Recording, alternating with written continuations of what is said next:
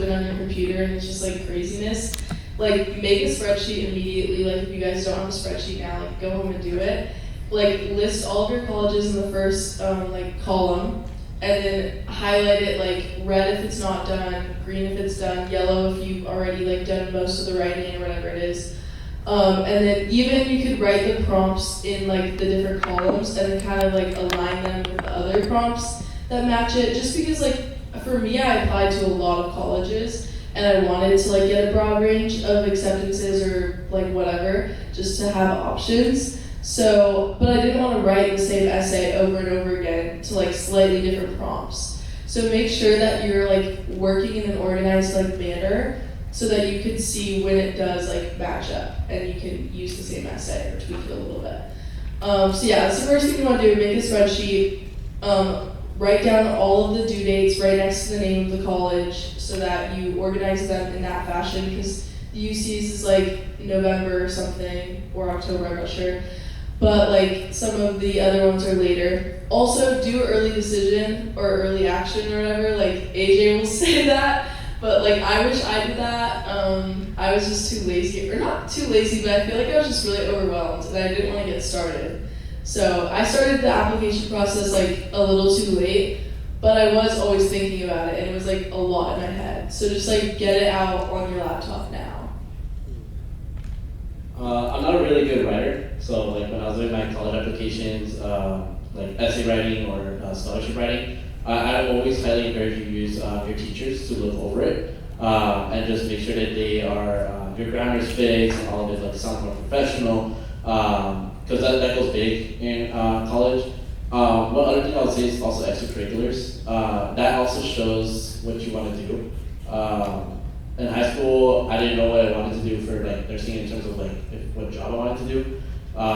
So now I'm a emergency medical technician, so it's like much more better to see how the field works. So I encourage you guys to get experiences into the field you want to do and see if you like it. If you don't, then you can maybe find something else that you'll probably enjoy.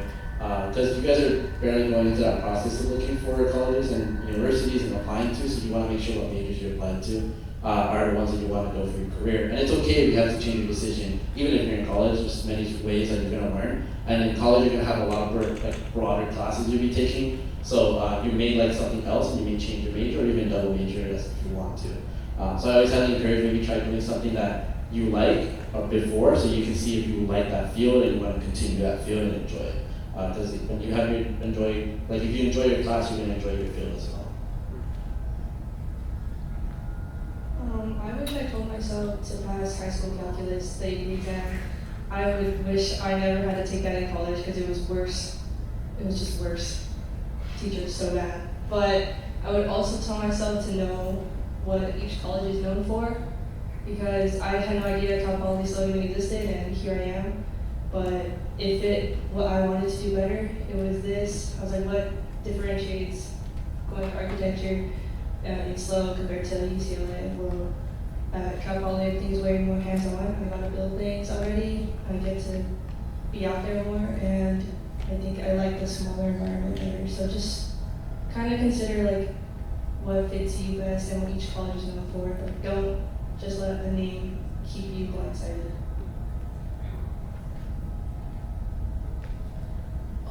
I just want to say, like, guys, genuinely, like, stop cheating. Okay, so really try and build good habits now. Like, beyond wherever school you go to, I know you guys will be great. Like, the school is really important, but no matter where you go, you're gonna have to be like a really good student. And my first quarter, I didn't take it too seriously. I was like, oh, I just gotta get into the school and then I'm good. That's not true.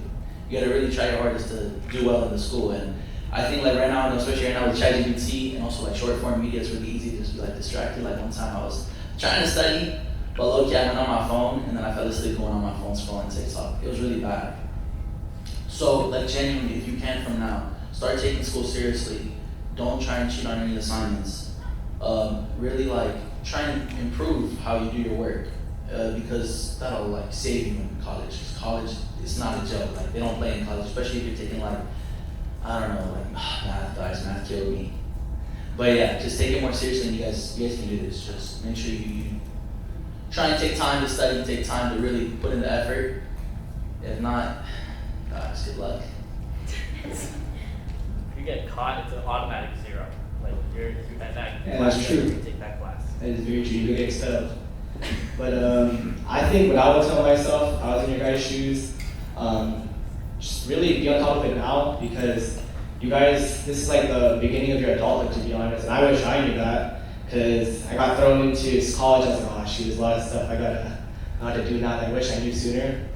Especially starting your college research, because like I said, you're starting your independency really, because if you're moving away from college, you're going out, like you're on your own now. Like I feel in high school, a lot of my teachers held my hand through it, everything was guided for me, they just told me what to do and I did it.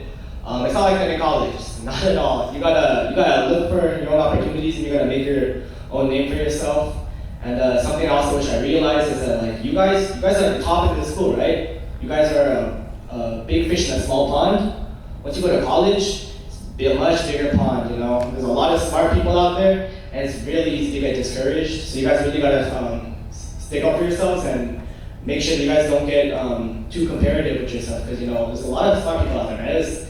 Even for me, it was tough. I was like, I question my own self-worth, but you just really gotta stay on top of it, because no one's gonna do it for you right now. You gotta start it on your own, and you gotta start those habits now.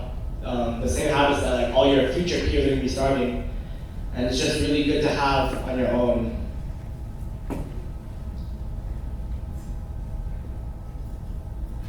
One more thing, networking is a big thing. If you guys can start networking, like as Cyber just mentioned too, like most of the teachers here are holding your hand. In college, the professor is not really going to care about, oh, you were late to class and this is why you're going to take a quiz.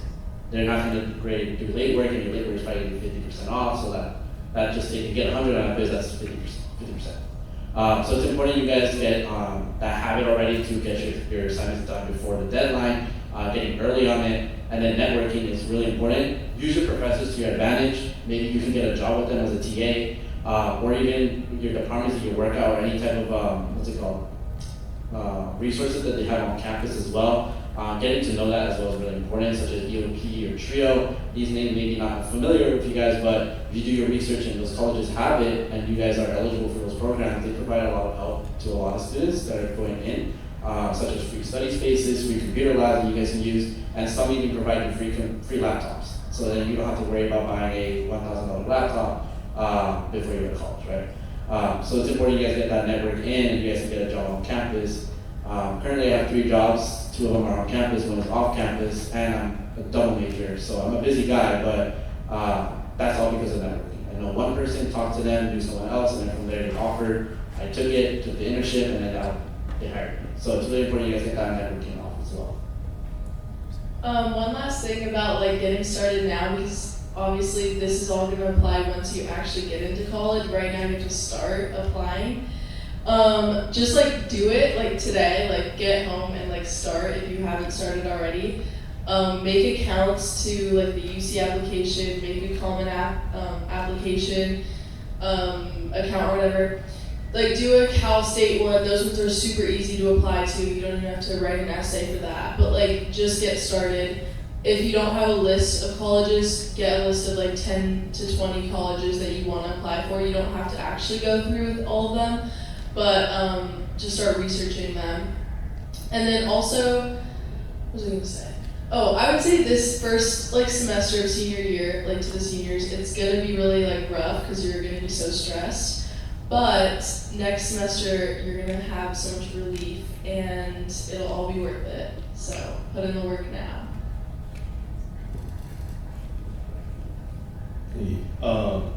I'm going to emphasize the point AJ and Sarah said about cheating. They don't just give you a 0, they literally just throw you out of school. They don't give you any second chances, and it's kind of like if you get caught cheating in your first year, it's kind of like the race is already over before you started. So I'd say like same thing as well as like start good habits as well, and especially procrastination. Like I know so many people in college, like they're good friends of mine, but damn they're lazy. They just don't do anything. It's like I'm always having to constantly give them assignments, and especially with classes that are like they build off of each other and like the knowledge builds off of each class, you're gonna need to have to like learn and study that rather than having to cram like till 4 in the morning for a final exam or like cheat on a quiz every single time or whatever. So it's best if you start those habits now rather than like once you get into college and you realize like wait, this is not good. So yeah. Sorry, last thing to add on that, the cheating aspect, I just had a summer course, a business class, and then the group project, it's a group grade, and this guy in my class just wrote his whole essay in ChatGPT. I ended up noticing it, and I ran it through the plagiarism detector. It was like 70% plagiarized. Like there's no point in doing that, because if you're a business major, just in general, any major, you're taking a class for that major, it's not going to help you in the long run anyways. You're not going to know what you're talking about. You're going to get that internship, and you're going to go in there, and you're just not going to know what you're doing. And there's an academic integrity report that they write on you. If you get caught for cheating, you could get kicked out of the school. So it's really good, a good thing to not cheat and create those habits now. Another thing too is kind of being on top of tasks. To add on to that, a lot of things in college are independent. So like the professor's not going to care if you're late to class. They're not going to care if your submission is late. They're just there to teach the course and give you a grade at the end of the day. So you really need to be on top of it, on top of your due dates and stuff like that, because they're not going to be here to remind you like a lot of the high school teachers do. I know in Google Classroom you guys have like the due dates up there on too, to keep track of. Well, they have that on the Canvas thing, which is what college courses use, but at the same time, it's really up to you to be on track of those things. Sorry for putting some of you guys to sleep, but just like I'm gonna add one more thing. You asked a really good question. We have a lot of advice, but on that cheating topic, I think a lot of the reason that I've seen people even go that route is because they have some form of imposter syndrome. They're out of school and they feel like maybe they don't have the skills to get where they need their degree, or they're out of school where when I got to UCLA, I did not see myself represented. There weren't very many people that looked like me going into my major and things like that. So I think that's a lot of it. Like you kind of go in and you're like, do I have the skills to like get where I want to be and things like that? But at that point, you just gotta believe in yourself and push through. Build those healthy habits, like they're saying, instead of feeling reliant on, AI and things like that. And just do it for you. Kind of push through for you. If you guys are going to college and like getting a certain degree for your parent, that's not gonna fuel you through your degree. And if it does, is that gonna be your passion? Like, are you gonna enjoy life later on when you've achieved all there is? So like push through for yourself, believe in yourself, and yeah, that's all I've got on that topic.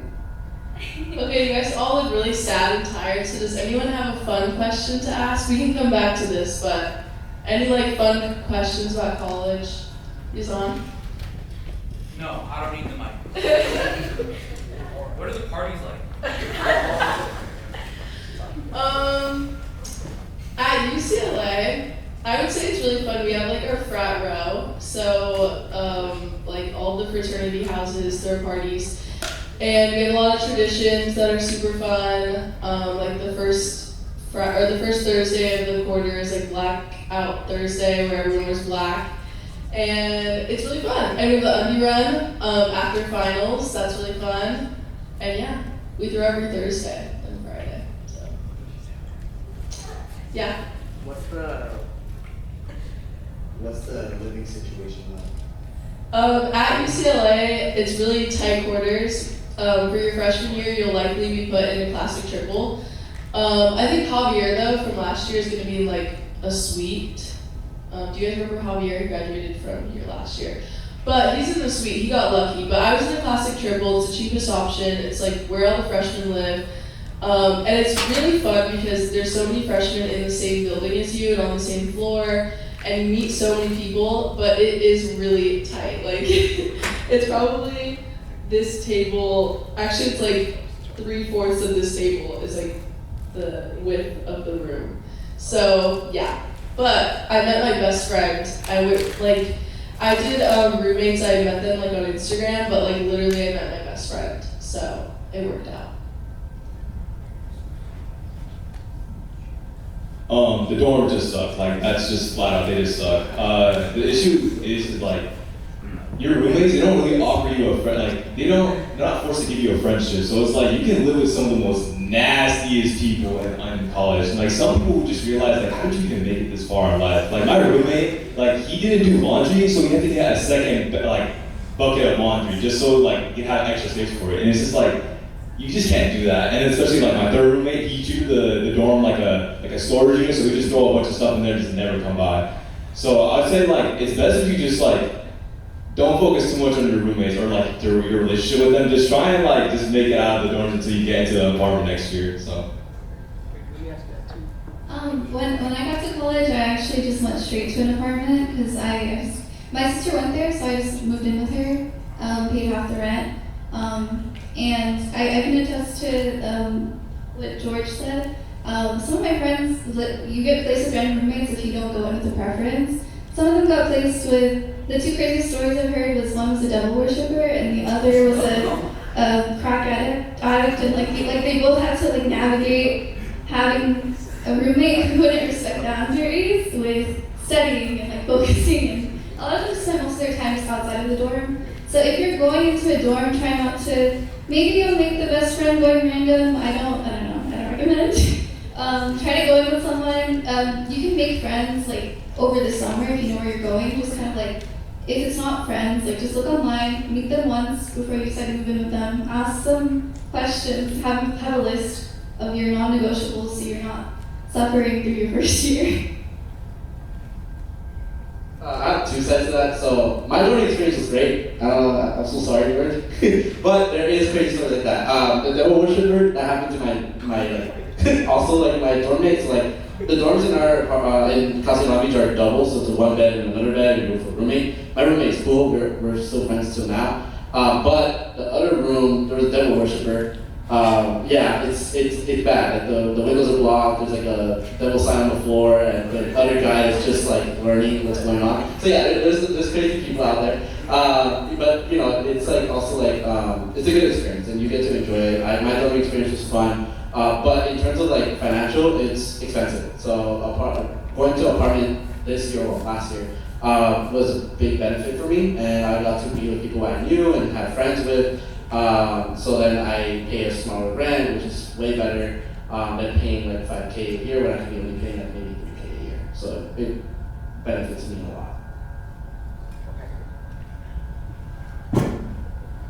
I would say that I had an interesting living situation too, because I had two roommates. Because I was in a triple, so that means 3 people in one room, and the room was not very big. It was definitely much smaller than the stage. But one of my roommates stayed in his bed literally 24/7. Like, it was bad. He didn't go to class. It's just like it kind of felt awkward being there because he was sleeping all the time. So I was like, I don't want to be in here because I don't want to make any noise. He's sleeping. It's just awkward. But aside from like just living in the dorm, also the area you're applying to, you have to take that into consideration too. Like I've been to most of these schools, and I think that the thing that pushed me to go to San Diego over other schools was, well, obviously, I mean, except for other schools, but it was that the location was really nice at San Diego. I still think that it was the best location-wise, because I woke up every morning and I had literally a view of the ocean, and it was probably the only thing that kept me sane, to be honest. It was pretty hard. College was really hard. But yeah, I had a great view, and I just think the weather is much better out there, and that can really contribute to like your own mental health and your own well-being, because you need those wellness days, like, especially in college. Like, you need those wellness days. You can have a rough day or a rough week or that's a rough quarter. Wait, I also had a view of the ocean, believe it or not. We have a beach. That's why we found out. My beach is the best though. Just saying, we have a really nice beach. And we have an oceanography school, so if you want to go to UCSD, you should go there for that. Los Angeles Olympics, we're going to be here at Long Beach, I'm just saying. I thought they were at UCSD. We have the water that glows at night. You guys have that? I think so. It's really great though. I'll probably say, of course, the beach is one of the best redeeming factors, and even the city of La Jolla too is really nice, but it's really expensive out there too, so pros and cons, pick your poison. Oh, any other questions?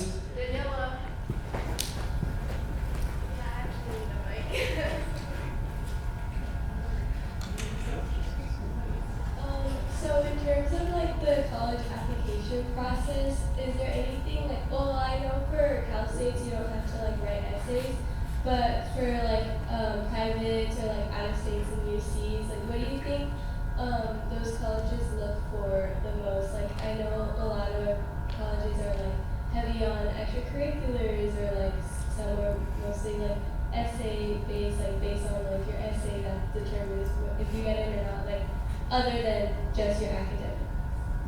Oh, that's a really good question. I think that what the colleges are looking for, first and foremost, is that if you're going to be a good fit at the school. Because above everything, the colleges are worried about the retention rates and how much of their students are going to actually go to the school and go through with it. So a lot of the times, like let's say people get into UC Berkeley or UCLA, a lot of the lower schools, like let's say UC Riverside or UC Merced, they will actually reject them because they don't think that those students are going to go there. So that's why they think that they're not going to be a better fit for that school.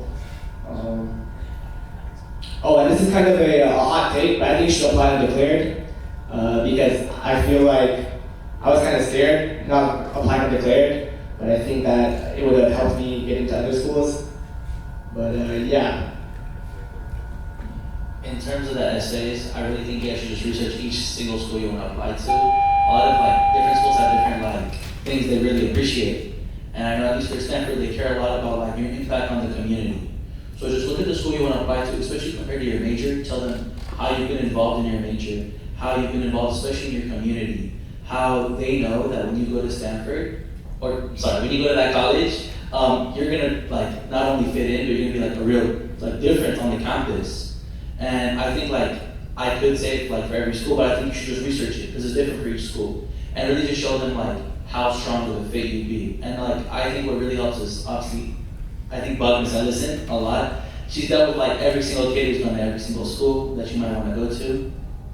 Always show her your essays. Always let her know like what you're trying to do, and she'll be able to help you the best you can. Just because every school has different things they want, and I think really you should just ask Miss Ellison, research it too. I haven't met like the best advisor yet. Miss Ellison's still #1 for me, so I was like, she's really, really good. I really recommend you guys use her a lot for everything. I know it was a Cal State, so I can't really answer much about like the big schools that you go to, but from what I hear and everything, it's always just what you're doing with your free time and your time that you have. Like, are you doing stuff that's actually benefiting you for your major, or you're actually interested in your school? So doing stuff outside of school is really important. That's why I always stress like extracurriculars are really important for y'all, because it also can make you learn what you want to do in life as well.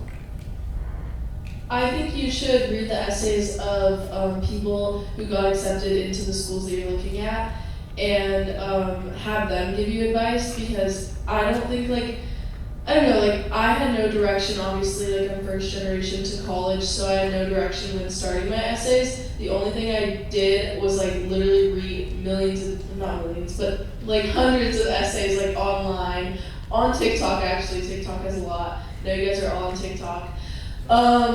Just like read a bunch of essays, like for the UCs, read all the PIQs, like read like people's Common App essays. I had like a book of like, I probably got into Harvard, like their Common App essays.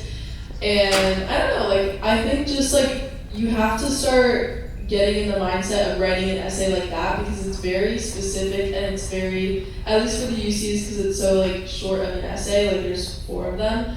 But it's only a certain amount of words, so you have to be like concise, you have to have a direction, and like you just like have to get used to writing a college essay, and you have to read them. So also for anyone, I can send you my PIQs if anyone wants that, just come up to me after. And like probably everyone else here, or like maybe would be willing to send theirs too, so just ask.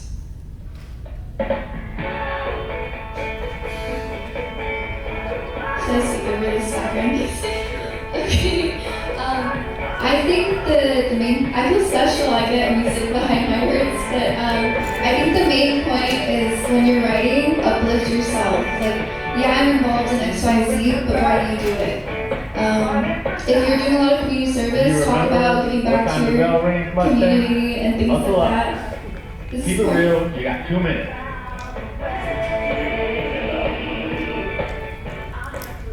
Okay, I don't know how much my little spiel you heard, but just to reiterate, whatever you're writing about, whatever extracurriculars you're involved in, explain why you're part of them and what it means to you. I think every college is basically just looking for, okay, like this person is like this grade, these grades on paper and things like that, but who are you at heart? So just make sure that comes across in your essay. I definitely agree with what she's saying, and also make it your own story because it's good to take like the previous PIQs that those people got accepted in those schools, like take their PIQs to use it as like a standpoint for like how you might write yours. But at the end of the day, it's still your story. So like she said, uplift yourself. And I also want to argue that with CJ, he said like UCR is lower in school. Something like that. I also got accepted into Berkeley, so I don't know why he said it. but there's when it comes to like writing your essays, definitely make it your own story. There's a lot of guidelines and like set like standards for how you should write your essays, but as long as you guys put your effort into it and make it like your own thing, like that's what they want to see. They don't want to see like an English essay like formal like that. Like, yeah, you need to be formal, but you still want to make it personal. It's a PIQ, so. You guys have any more questions? It's okay to dance, Mustang, but dance your way to class. So hustle up, keep it real. You got 30 seconds.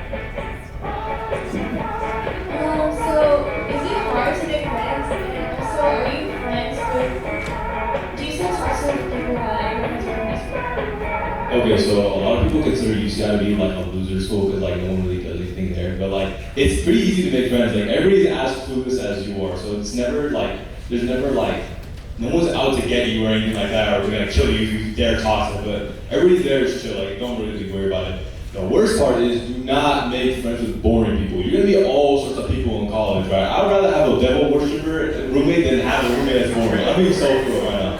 Like the worst part is I met so many people, excuse my language, but I met so many boring ass people in college. Like I know people that all they do is they go to class, they study, and they go play Valorant. Like every day is just that. And it's just like you guys need to like have people that like want to go out. If you're extroverted, hang out with extroverted people. If you're introverted, hang out with introverted people. If you like biking or something, shout out to Rockwell. If you like biking or something, go make friends with if you like doing biking or something like that. It's always good to have people that like share like personality traits or share hobbies or something. That way it just makes it a lot more easier and way easier to invest. Like just kind of imagine yourself like, would I talk to this dude tomorrow? If yes, okay, continue to talk to them. If no, don't talk to them. Yeah, definitely agree with George. There's so many people in college to where like there's really room for you to find people that you can connect with. Me personally, I just go to class and I come back home. I go to UCR, so I drive there anyways. So I'm kind of a little bit less social because like I go to class, come home, and then I have to go to work or something like that. But I still go out of my way to make friends, and there's definitely like ways to make friends. There's like club walk every like Wednesday or something. Like there's a lot of opportunities. So on your first point, you said if we talk to anyone that we can talk to at Rancho. So when I went here, I had 3 best friends, and I'm still close to them. We don't see each other all the time because we all went our different ways, but when we're back in town, we always hang out. Shout out to Mara. She's part of that group, and then, 2 others. So there's that, but in terms of like who I kind of talk to on a daily basis and who I met at UCLA, I think it's important to make friends who have similar interests to you.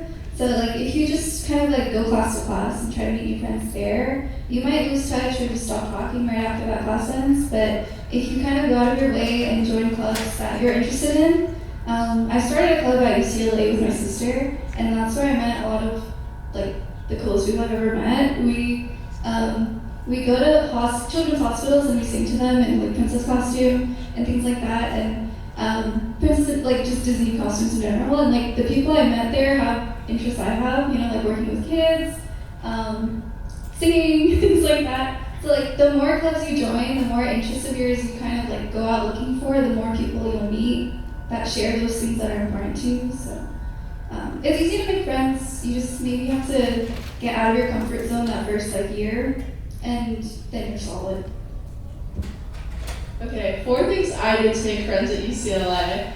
I didn't really talk to anybody that went to Rancho that went to UCLA that year. I mean, I saw them on campus like 3 times that entire year, and like I said hi when I saw them, but like we weren't close friends. So I like completely started with a fresh slate, which I think is the best thing to do. First of all, like have good roommates, like find your roommates on Instagram or whatever. Like that's a really good thing. But always keep your door open that like first week of school. Like keep your dorm room door open, see who passes by, say hi to people, invite them in. Not like the very first night we knocked on like everyone's door on our floor, and we like made them all come to the lounge, and we like all like just like made them have a conversation and play a game. Like everyone was a little awkward and shy because they were just getting there. And it's like there's a lot of people that are looking for friends and are gonna be friendly to you. Also go to class because you'll make friends in your lectures. Also say hi to everyone. If you like met someone in the class like a few times, say hi to them when you walk past them to like reinforce your friendship. And like you'll probably see them in another thing later on and you'll be able to make that connection. But the main like thing that got me friends at UCLA was joining a sorority. So like Greek life is a really good opportunity. It might not be for everyone, but it was a really great way to make friends. And even if you just rush a sorority and you go through the process, you can make friends there. So. I do want to say something. What Marine's club did is so admirable. Can we get a round of applause for her? Sorry, it's amazing. I've seen it and it's like amazing. I work with pediatrics, so it's really important that most kids get the opportunity for that. But getting back to your point for friends and everything on campus, the dorm thing was an amazing idea. Like that's literally what happened in our dorm. We had someone knock on our door and was like, "Hey, you want to play Mario Kart in the lounge?" And like we got everyone to come down. We had a whole tournament. And it got heated, but everyone was connected. And every time we went to the building, everyone was just like, "Hey, we have some free pizza here. Do you want to use our microwave?" So it's really important you like someone, if you are able to, maybe be the one to start the change and go knock on those doors and be like, "Hey, you want to do something in the lounge?" Like get everyone together. It's pretty easy to do to find friends in college if you're dorming. If you're committing, for my brother's athletic, he committed to Cal State Fullerton. He will go to the gym, so he makes friends at the gym. Anything that like your hobbies are, like you're gonna find a lot of friends there, and you may learn something from them as well.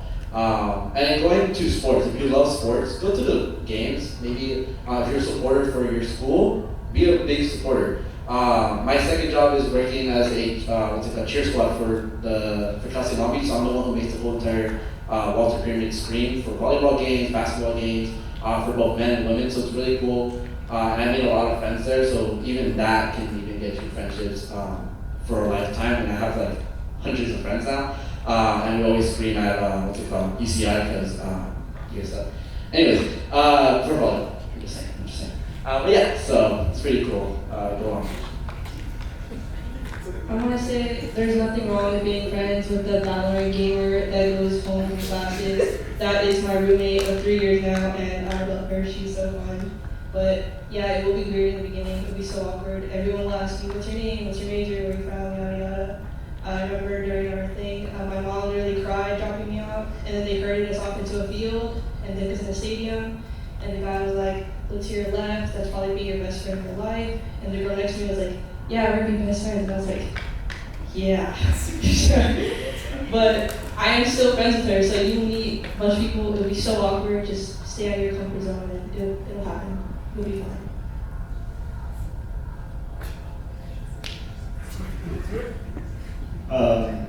If you guys do your college research, I think you'll find out that my school is called UC Socially Dead.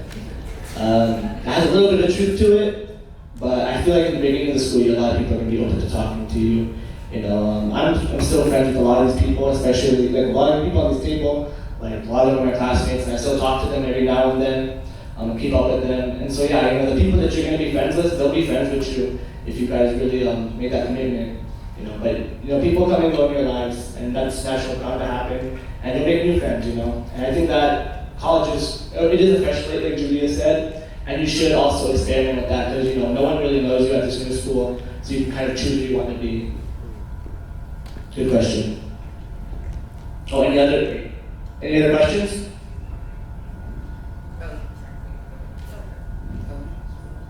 Okay, this might not work, but like what's your favorite like fun recreational thing to do like near your school? Like if you have any of our friends that you like to go there, like what's your favorite thing like that's near your campus?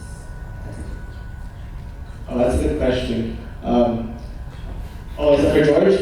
Oh no. Oh, okay. I mean, it obviously depends on the area. I know at my school, like I'm near the Padres Stadium, so you can go to a Padres game if you want. Obviously near the beach, that's free. They have an aquarium like on my campus. That's fun to go to too. I haven't been personally, but it's really fun. SeaWorld's by my school. There's other stuff. But I'm gonna be honest, I don't really go out much because I don't really have money like that. But you should go out and make those and make friends and go out with them.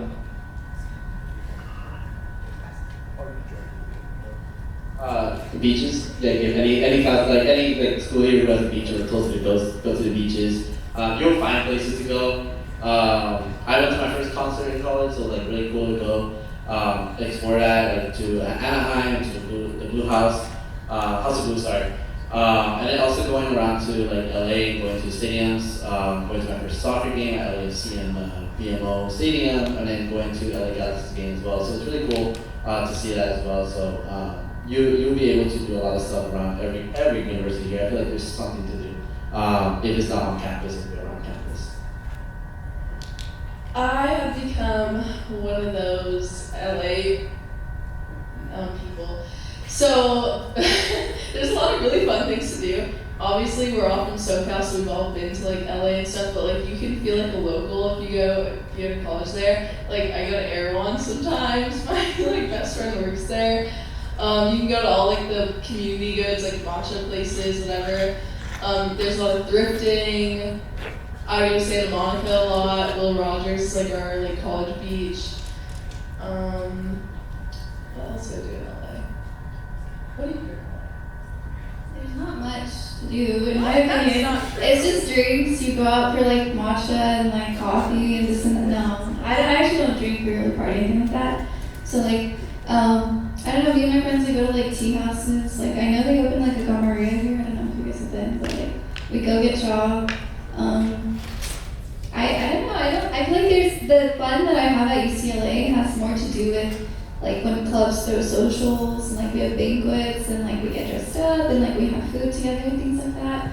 But I don't know, maybe I'm on the wrong side of things, but I don't think there's much to do in LA. Near our school. I feel like I just like walking in LA. Like, I feel like it's like really cool city. Yeah, it's really Like awesome. Sunset Boulevard. Like LA, I didn't realize like it's so big, and UCLA is like by Beverly Hills and like West Hollywood, so it's like a nicer area. It's like right on Santa Monica, so.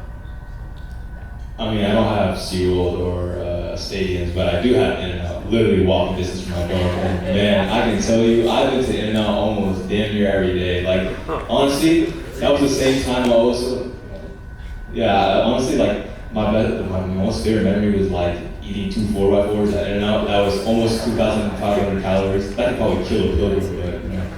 But man, like, especially just like having a bunch of friends go to In-N-Out, I like midnight or whatever, or especially go to Taco Bell too. Taco Bell and In-N-Out, I'm telling you, it's heaven right there. It could definitely be fun, I'll tell you that though. Alright, any other questions? It is different.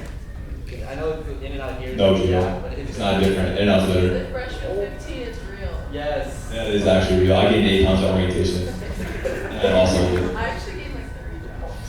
I gained 15. No, like 20. I feel like I lost weight because it's so long. Yeah, my legs got stronger. Like, I have more What's your question? So out of all these schools here, who has the best football team? Who has the best basketball? Ours. We don't have a football team. Basketball. Hey, we went. Hey, I have an influence. I never know. We had a football team and ours is so better. I actually, game days. Hey, at least we made it. I watched the game on Saturday. It was so fun. They lost. Yeah, we lost. But still. Take the microphone and say it loud. Take the microphone and say that they lost. A little louder, please. No, UCSB Okay, doesn't have a fun. football team. Big Ten, we're like the best out of all these schools, so. Whoa. Tyler, why are you trying to start it Raleigh? Huh? Why are you trying to start Jackson encouraged me. No, yes, he did. It's a good question though. I like that question though. Hello? Okay, this is kind of like a two-parter. Was there like a moment where you guys realized like, this is what I want to major in, like this is what I want to do? And the second part is more for Julia. Like, what's the double major like at UCLA? Oh wait, I'll really quickly answer that one, the double major.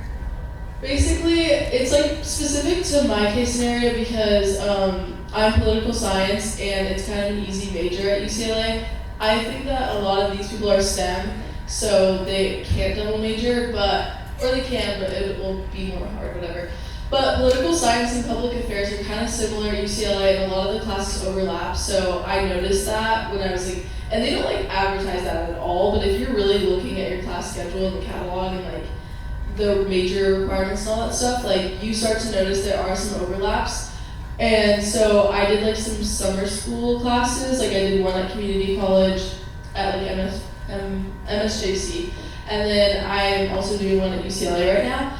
But just to get ahead and just to be able to do a double major, but yeah, I don't know, it's just like very specific because those two majors are kind of similar, but they're just like different aspects of politics. So yeah. I also double major and I'm in STEM, so it's a lot more harder, but a lot of the classes like coincide with each other. So if I take like one of the anatomy classes, it also fulfills the public health course. So it basically branches out, so it's fine when you double major as a STEM major. Most of the time the classes are just gonna coincide with each other, and maybe you already took one class and it already just boosted you from that double major. So it works out. And then you can also get minors. I got 2 minors just from doing like extracurricular classes, so it works out. So yeah. What was your first question, by the way? Was there like a moment where you guys realized like this is what I want to major in, like this is what I want to do? Yeah, for me it was when I took my anatomy course. So we have actual cadavers at Kelsey Long Beach, so we actually have people who donated their bodies so we can do anatomy checks on them. So when I first got to be able to do an anatomy course in lab and being able to see a cadaver in person, it was really cool to see. Seeing the anatomy of how a body works and how many things work together, like, and how like if one thing fails, like the whole thing can crumble apart. So it's really important to see that as a nursing major, and then actually seeing that on the field as a EMT for LAOC. So it's like really cool to see how the things I learned in class actually happen out there. And sometimes it is unfortunate to see because most of these guys are in their worst time of life. But it's kind of an aspect of my major, seeing the stuff that's happening, how you can treat it, how you can fix it. And what are some remedies you can do at home, or what we can do to help them out. So it's really cool to see. So those classes that you take, those major build classes, are going to be the ones that are going to like see if you love it or not. It's a lot of hard work, though, but if you enjoy it, you're going to like it. So, I think my moment was a little more silly. Wasn't so set on architecture just yet. I didn't really know what it was. But I remember the moment I knew I was in the right path was in my dorm room. I used to take my work home a lot. And right next to me, since the dorms are small, right here was my roommate, and she was working hard for hours on physics too, and I was next to her watching Star Wars, gluing pop-stick sticks, telling people why a triangle would enhance someone's building experience, and I was just like, wow, I'd rather be doing like this than that.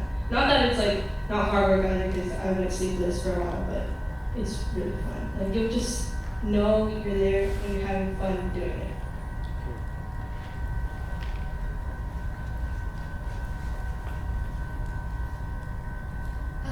For me, honestly, I went in pre-med because my parents wanted me to be pre-med, and my sister before me went that route. But she was more sure about it. I think she found the passion for it after a while. But personally, I was like, wow, like the doctor route is so long. Like, is this really? And I am like someone who really values like family and wanting to have like work-life balance and things like that. So I just switched my major. It was low-key like impulse. I saw like, okay, this is like, I went into biology, so I saw computational biology, and I started to enjoy. They were saying like earlier that calculus killed them in college, but I enjoyed it a lot. I had a lot of fun doing math. I had great professors, and math with biology, it sounds insane, but I thought it was like pretty fun. Like maybe that's going to be really interesting. But when I finally joined a lab, I worked with a professor, and we were researching how you can diagnose Alzheimer's using artificial intelligence. Sort of like if a doctor's making a diagnosis, this is a technology that can help corroborate it. And if there's any doubts between the two, you can kind of look into it further. And the research is focused on how like currently the technology is very accurate if you're a represented demographic. But if you're an underrepresented demographic, which a lot of my community is, and like myself, it's not very accurate, and so they're working towards making that more accurate. And honestly, I felt that this is a way that I could help out in healthcare, but I'm not saying like one patient at a time, which is very admirable, but the route was just too long for me. But like it's a way to kind of help a vast majority of people, maybe make healthcare a little bit more equitable and things like that, which is really important to me. So sometimes leap of faith I actually don't recommend leap of faith, talk to your counselors, but experiences is really important so you can see if you're actually going to enjoy what you do. Yeah, in your first year, you're gonna take a lot of like general education courses, so that is honestly the time to kind of like scope out the scenery and see like, is this class something that I'm interested or is it not?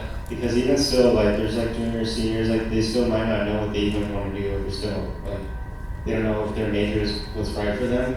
For me personally, it was a chemistry class that I took that made me not want to go into this chem major anymore. Because I started off in environmental science and then it was this chem class, it was just really, it made me struggle a lot, so I was like, okay, I'm not gonna do this. So then I ended up kind of, like I'm the business major now that I'm in, business marketing is mainly just because I went to Meta, which is like the Meta headquarters for like Instagram and stuff.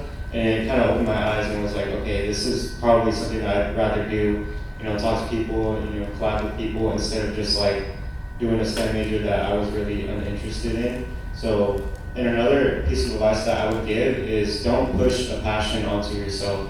So like for me, I really like photography, and that's not a forced kind of thing. It's not like, you know what I mean? Like if you're somewhat into chemistry, well, maybe there's something else that you might like. Don't force it on yourself, because at the end of the day, like you're gonna take those courses and it's kind of, you don't want it to feel daunting to you.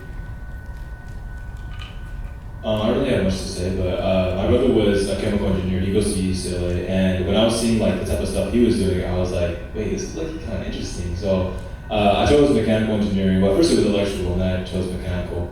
I realized electrical engineers have to take 2 classes for chemistry. I was like, yeah, I'm not doing that. But then I started doing mechanical, and then I started to really like the classes, the chemistry, and also like the math as well. Like I actually started to like that a lot. And then I took my first intro coding class. It was my first engineering class, and I was like, wait, this is actually pretty nice. I like it a lot, and I kind of just like it slowly grew over time, like my passion for my major. All right. Any other questions?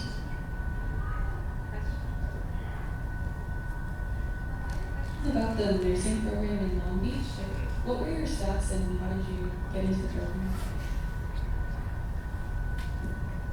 So I'm in the transition period, so I'm like awaiting my response, but I did the early application, so I should get a response soon. I'm actually taking my exam tomorrow for the Caspers, which they changed. So it's not the T's no more for Long Beach, it's gonna be Caspers, which is way more different. Anyways, my stats going into it is still 4.0 major with what's it called, minors in the classes that they want you to take when you're in that major. So basically now if I do get into the program, what's it called, I don't even have to take any type of any classes. I'm only just going to be taking nursing classes, which is very beneficial for me because I can get it done quicker.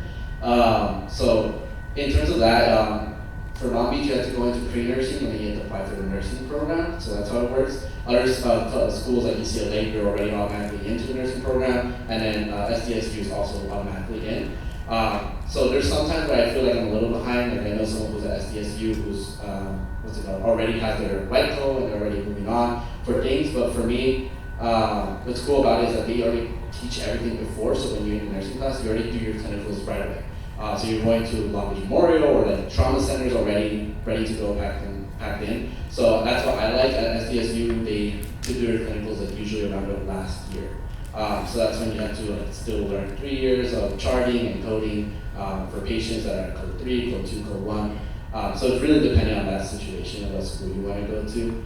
I always recommend doing your research, where to go. I usually recommend people, like for my sister as well, who's in Dallas too, I always recommend maybe going to one that's like a 4-year automatically you're in, because you're guaranteed that. In Long Beach you get more stressed out because you're competing against not just classmates you can be with, but also transfers. Because at Long Beach, the transfer rate for ours is that a lot of transfer students get accepted first before we do, which is kind of unfortunate, but it's only because our class pool size is really big.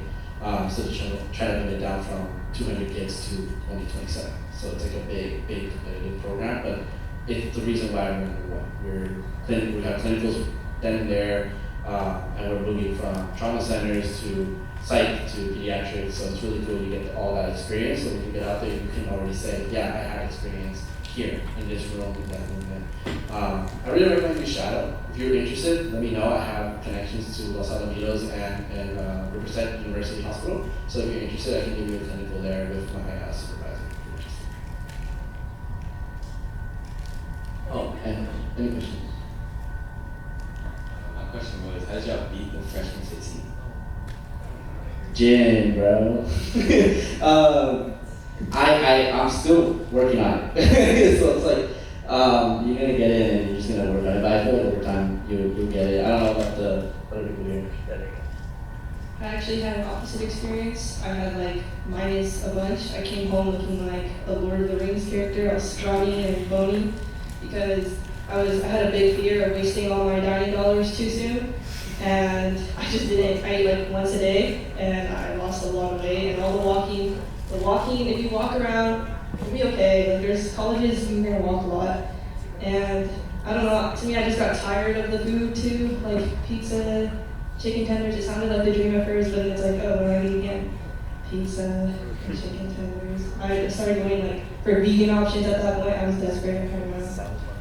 Yeah, so I don't know, some people gain weight, some people lose it. It's just what you do.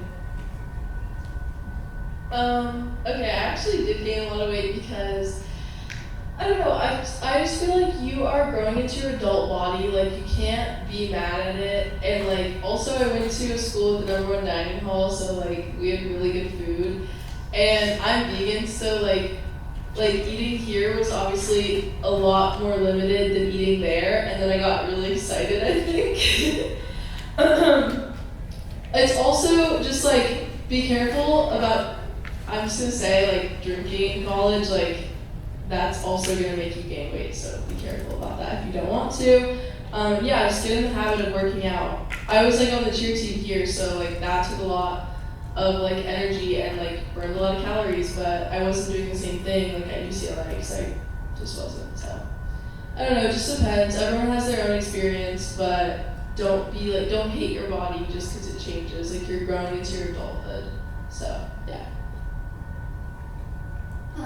Yeah, so because I went to an apartment like fresh off without the dorm experience, I didn't have a meal plan. So for me, it was a lot of like cooking on my own and stuff like that. Takeout and cooking on my own. So I think between that and our campus is apparently one of the smaller ones, but it feels like huge to me. There's so much walking. I definitely like had a similar experience as Esme where I like lost weight with the amount of walking I was doing. Honestly, every time I come back for a break at home, I gain weight, and then when I go back, I lose it again. So, but I think what Julia said is really important, especially at UCLA. There's a lot of influencers, and they do Ozempic, like the weight loss stuff, and just like try to stay away from that culture because it can be so detrimental to you if you let that get to you.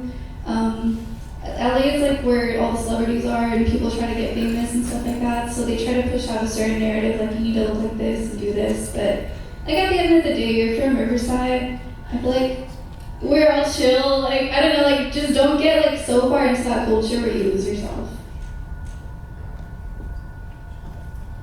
That's for freshman 15. Like I said before, I gained 8 pounds at orientation. My orientation was 2 days. I don't know how that's physically possible, but for me, like if you walk or use a bike during like school, like you're gonna lose it pretty fast. And especially like as a person, I was going to the dining halls and coming back with a food coma every single time. I was always like taking a fat nap after eating, and which wasn't really healthy. But like since my classes were like literally like across the country, like it made it so much easier to like lose weight. And especially like I'm not gonna lie, California is like pretty hot, so like you're gonna be burning up walking to class, and you're gonna be losing like a lot of calories. But if you like drive to school or you like use one of those electric scooters or whatever, you're gonna gain weight pretty fast. So yeah.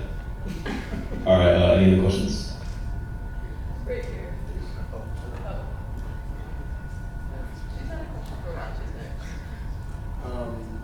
How many like colleges did you guys apply to, and how many were you accepted into, and what like went into the final decision of where you guys wanted to go?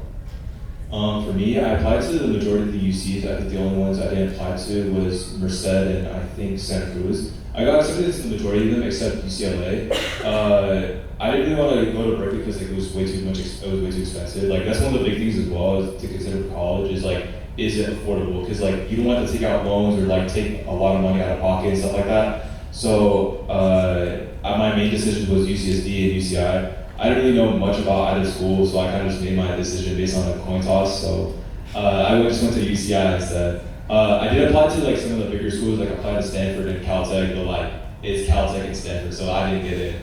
I applied to a couple of Cal States as well, but since I got to UCI and UCSD, I was like, I may as well just go to those schools instead. So the best thing to consider when you apply to schools is like if you can afford it, and if you like, especially if you do a tour of the school, it's a lot more like you can actually immerse yourself into that environment and like imagine yourself actually going to campus. So yeah.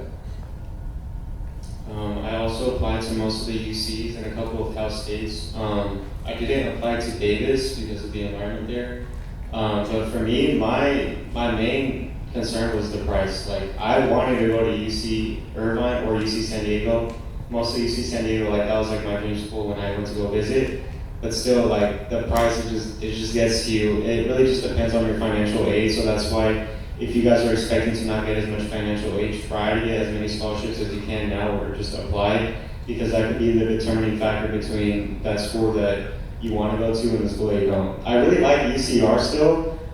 It's still a good campus, but it's just like, it's not the school that I wanted to go to, and it was the money that was the decision. To be honest, I applied to 3. I honestly, liking UCLA so much was a big, like, it was just luck for me because I had never been, like I didn't know much about it, I didn't know much about like the clubs or anything like that. But I just applied to 3 just because I was really burnt out my senior year. And I don't know, like I knew that I would be happy with between like UCLA and UCR. My mom went to UCR, my sister went to UCLA, so it's just luck for me. But I do recommend getting to know the schools before you apply in case.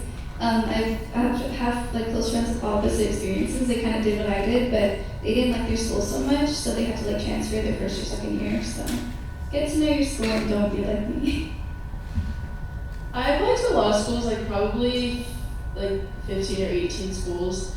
I got into all the UCs that I applied to, and I was between Berkeley and LA at the end.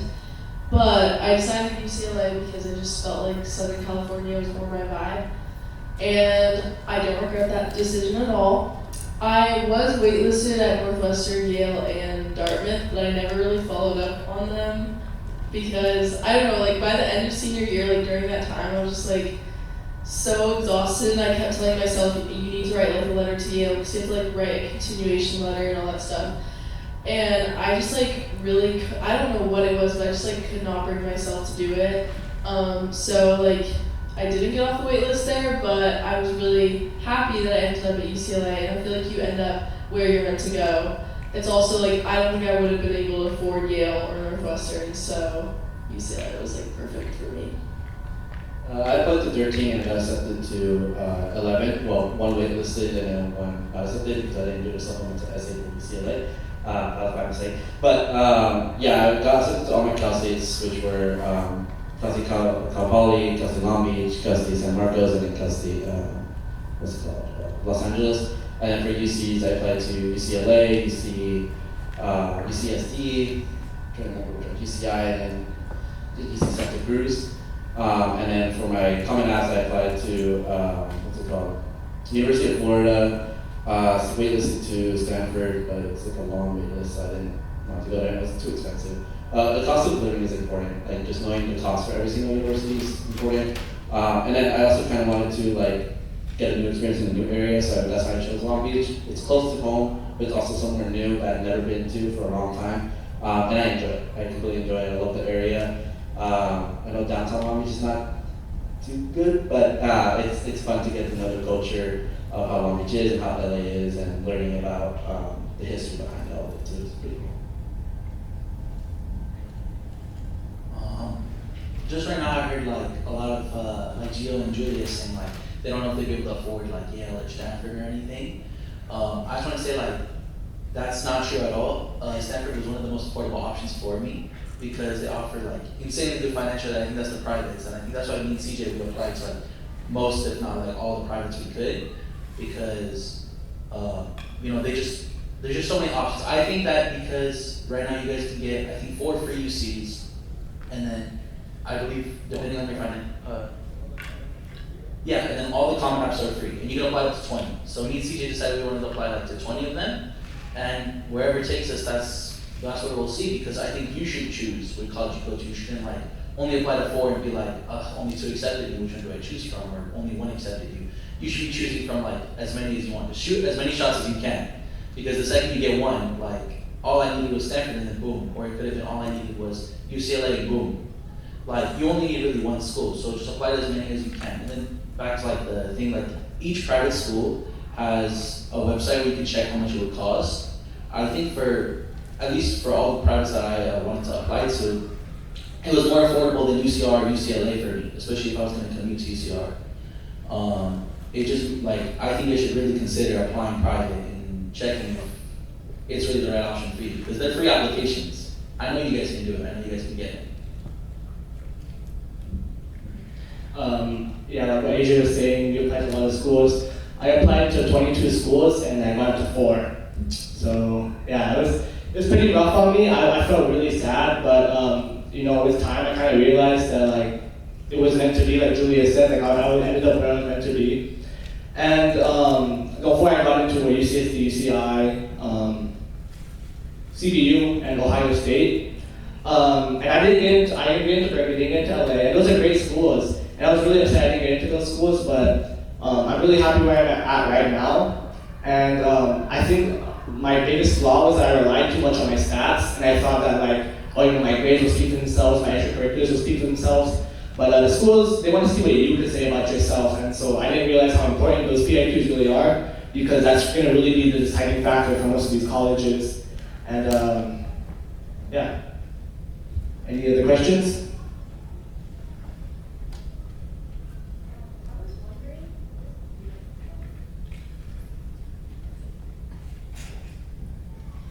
What's your biggest, like, when you're kind of doing your early action or your application process, like, what is one of the most unspoken things that you guys have to learn on your own? Be on top of it, you know, that deadline's a lot sooner. Me and AJ applied to Stanford Early Action. Was that due in like November? Is it due November 1st? And we got our decision in December, mid-December.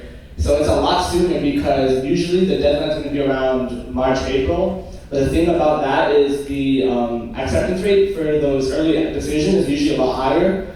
But because we usually can only apply to 1 school for early decision. So for me and AJ, we both knew that Stanford was where we both wanted to go really badly. So we used both of our early admissions on Stanford. I kind of have to leave like very soon, so I wanted to say like you have our names on that flyer. You can add us on LinkedIn. LinkedIn is meant to make connections, and okay, Julia doesn't have LinkedIn, but I mean a couple of us do. Like find out which of us have LinkedIn, make your own profile, and ask us whatever you want. Because like you know we all went to the same high school, so we have that connection already, and we're all more than happy to help.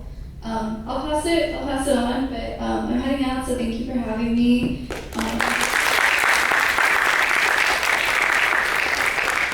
We actually have time for maybe one more question. 33's going to be ending here in a second. I have one, I'm just going to butt it real quick. So I hear different things in terms of AP classes and AP exams, how advantageous that can be. I have a friend whose son is going to graduate a year early because of how many credits he's getting that transferred over. I was curious for you how that worked out. I'm sure it's different. Some of you and not so much others. I'm on that side, not so much for others. I failed all my AP exams. I'm not really proud of it, I'd say, but I made it pretty far in college, honestly. The biggest thing is, like, you should definitely try and, like, pass them if you can, because, like, you can get a definitely good amount of college credit, especially, like, if you don't pass them, like, you're gonna have to retake them in college. Like, I had to retake Calc 1 and Calc 2, which is basically AP, Calc, AB, and BC, and it's, like, it's looking kind of hell on earth, but I got through it, though. So it's best to try and like pass those exams so that you get college credit and so you can actually like move on with your major rather than having to like retake a class like later in the future. Yeah. AP classes at Rancho are like one of the biggest advantages that you guys are going to get. Just for me passing my AP calculus exam, I don't have to say calculus anymore for any of my business because yeah, I'm a business major, so I don't really require that much calculus, but I'm actually done with all of my calculus. another thing too is like, I believe this school, like, they give you guys the advantage of having so many AP classes that a lot of other schools, like, I don't know about in the district, but just in general around the area, like, they don't have that same kind of, privilege. So take advantage of those classes because that could take so much load off of you. I'm on track to probably graduate, end of my 3rd year or like beginning of my 4th year. So and that's just because of AP classes. I definitely think the AP classes and like the test scores and stuff was like what helped me get into college, but I was really surprised on how it didn't help at all in like forwarding me in college. Or like, I thought I was gonna graduate a year early. I was like, oh yeah, I'll be done, like whatever. But then I look at like my degree audit report that they do at UCLA, and it was like, I only got credit for like the entry level writing with like the AP Lit or whatever, and then like the quantitative reasoning for one of my calculus classes, and just like no GEs. I thought that they would count for GEs, they don't. So just know that you're gonna have to do those, but it'll count for like at least 2 things if you pass. And maybe it depends on the major in the school, but for me, I was like, man, I thought I was gonna be done. Well, for me it was the opposite. If I wasn't a nursing major, I would have graduated like this year. But because nursing is 2 years required no matter what, you have to do 2 years. The AP classes helped me a lot, especially for history classes. I don't have to take any history. I didn't pass calculus, but I passed my stat class, so I didn't have to really do stats at all. But I had to take calculus still, and it's like, because I had to relearn everything, and I'm like, oh, I have to learn all this again. So I really recommend you guys focus on those AP exams, so you don't have to really take it, and you get boosted. I don't know UCLA is different, but for Cal State's, like most of the Cal State curriculums are similar. So if you pass your history exam, and you pass your math classes, stats or calculus, it will be equal to most other Cal States as well. And you'll be boosted ahead, and you'll be doing your major classes rather than your GEs. I think, yeah, the APs were really advanced.